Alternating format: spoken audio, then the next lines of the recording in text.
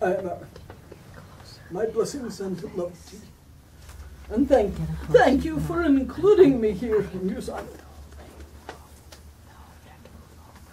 The triple gem, Buddha, the awakened nature in you, Dhamma, this beautiful truth of how things are, not how you believe them to be, not your views, but what you know from your own experience.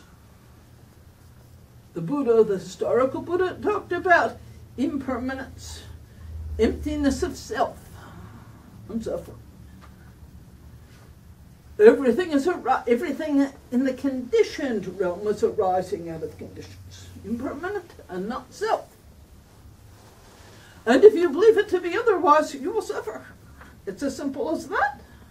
If you cling to it being otherwise, you will suffer.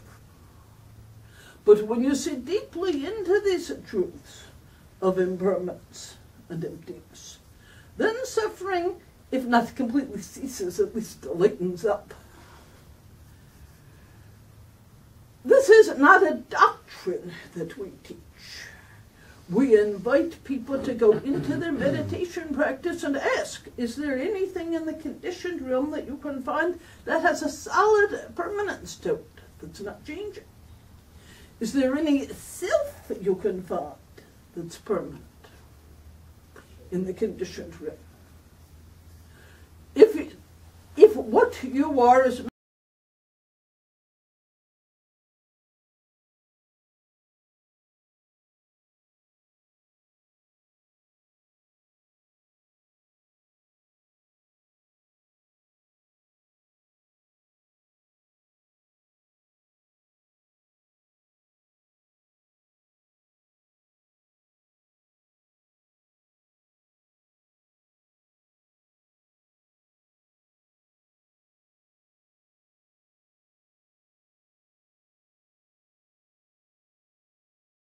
what you feel like you'd like to do, but it's really not going to help you evolve as a human being. If you call somebody in your Sangha and say, I'm really troubled by this, could I talk to you? And you pour out your story, and that person listens and says, can you have more compassion for yourself and for the other person? They help to bring you back to your true nature, to remind you of what you are aspiring to live from the loving heart, the wisdom heart.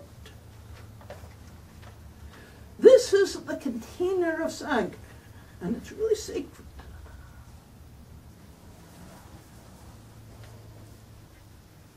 There is a Sangha at Deep Spring. People talk about you as being the compassionate Sangha. Many people who come to retreats for the first time share the experience of finding so much kindness, so much compassion. But I also see that there's fragmentation.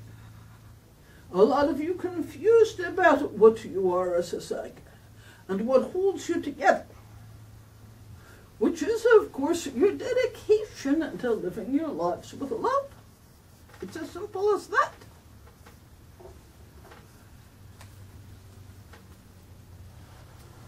What can you do, each of you, to support the integrity of the Sangha, to help hold it together and make it a living vessel that can best support each of you in your spiritual practice and give out that loving kindness to the world?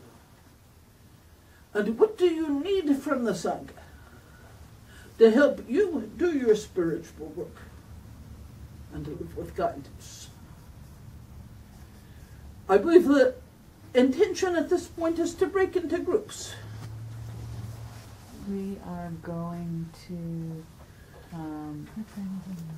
21, drop that.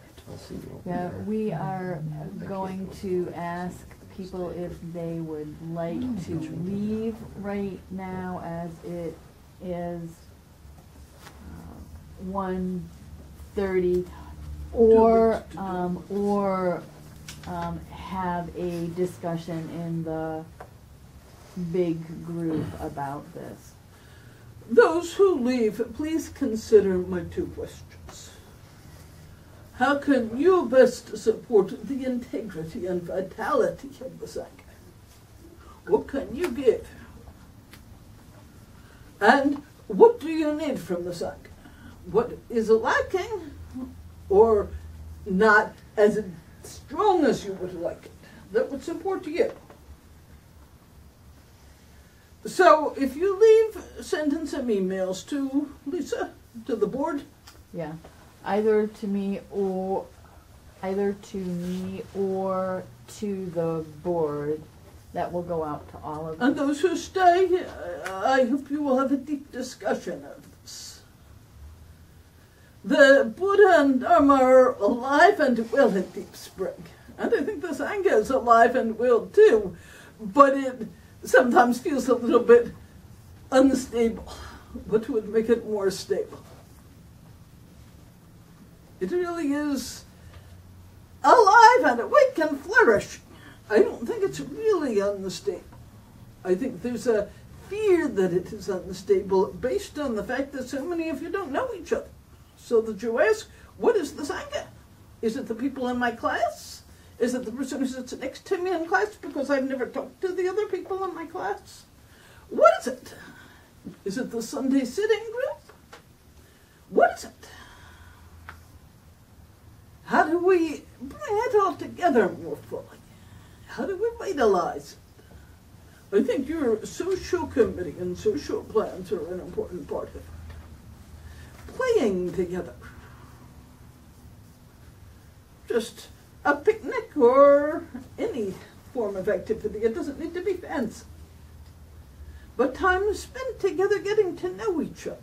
The activity at the very beginning of the session here was beautiful. People were talking to each other who did not really know each other. That's a wonderful start. My blessings and love to you all. When I first came to Barbara, I said to her, I am your guide, but I am happy to teach anybody. I am happy to share the Dhamma with anybody with a sincere interest to live their lives more fully grounded in the Dhamma. And so many of you have come forth and have grown so much through these 10, even 20 years. And it deeply inspires me to see the inner work you are doing. To live your lives with so much love and presence. Thank you.